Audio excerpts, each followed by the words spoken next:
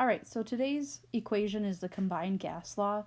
This works with putting together or combining what you can guess, the three equations from last week. So oftentimes we looked at like pressure, volume, temperature, volume, or temperature and pressure. That's saying that one of those other variables stays constant. So for example, Boyle's law, the P1V1 equals P2V2 equation, that's saying that temperature is constant. Most likely that's not the case. And so what we have here is the combined gas law that shows that all three variables are changing. So it just takes those three equations and squishes them together into the combined gas law. It works a lot like what you did last week with Charles and Gay-Lussac's law, except you now have three things versus just two. So we're going to dive right in. And so in example 1, it says that there is a 25 milliliter bubble that is released from a diver's air tank at a pressure 4 atm and a temperature of 11 degrees Celsius. What is the volume in milliliters of the bubble when it reaches the ocean surface, where the pressure, that really should say is, I'll get that fixed for you guys, so is 1 atm, and the temperature is 18 degrees Celsius, and the amount of gas is not changed. So we can see that we have volume is going to be measured in milliliters here, and so we can make our list. We have this V1 is going to be 25 milliliters, is how it's starting out as it leaves the diver. And then it says that it's at a pressure of 4 atm, so our P1 is 4 atm. And where the diver is at, the temperature is 11 degrees Celsius. Just like last week, we have to swap that over to Kelvin by adding 273. So that gives us 284 Kelvin. Reading through the after the changes have taken place, we can see it says what is the volume. So V2 is the variable that we are going to be solving for. We have our pressure after the diver, or after the bubble is at the surface, of standard pressure of 1 atm. And at the surface, we're going to say that our new temperature is 18 degrees Celsius. Again, we need to take... So when we add that 273, we get 291 Kelvin as our temp. We know that we're using this equation, so to save room, I'm not going to write that in because I'm going to run out of space. So I can go ahead and start substituting in. So my P1, V1 is going to be the numerator on the first side or on the left-hand side. So 4 atm times 25 milliliters.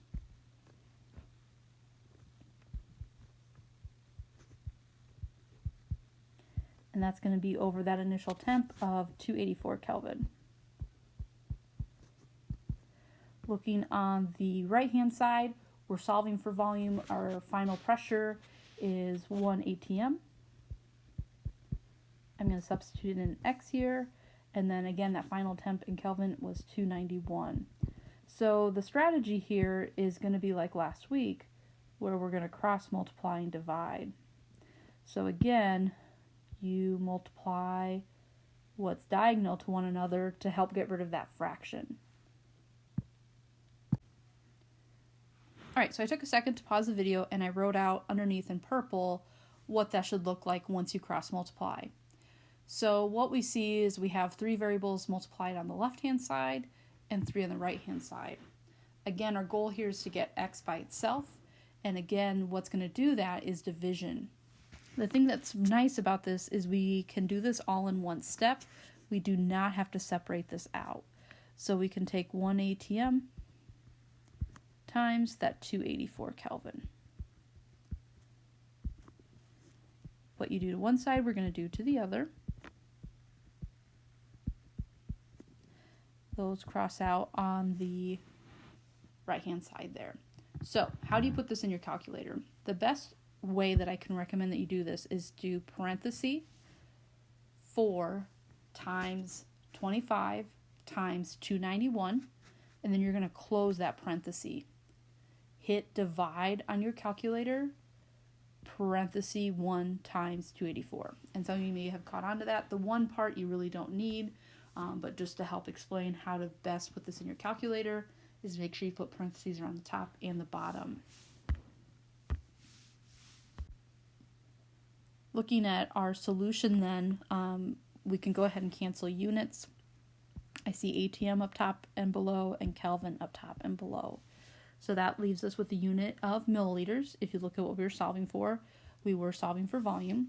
So I'm going to write this in that space up above. So X is going to be equal to approximately 102.46 milliliters. And that's for my V2. Whoops.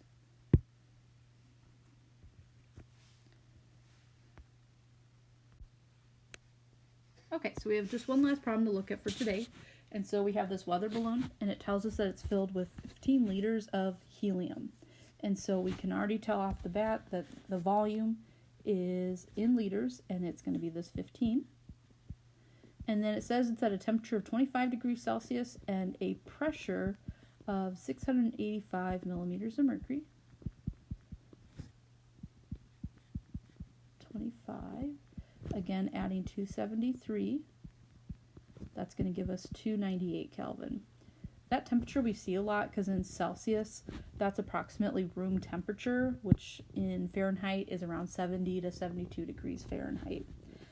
And then we have this change where it's moving up in the atmosphere. And it wants to know, as we read through it, what is the pressure? So we have a new volume. As you read through, we see that the volume expands to 34 liters. Pressure is what it's asking for, and so that's what we're solving for. And then we have a new temperature. And this is a prime example of why we have to use Kelvin, is because that negative, by just substituting Celsius with that negative, it doesn't account for it and throws the problem off. And so we have to add 273. We're going to see a drop, and that's really 238 degrees Kelvin. So we know we're using combined gas law because we have all three variables.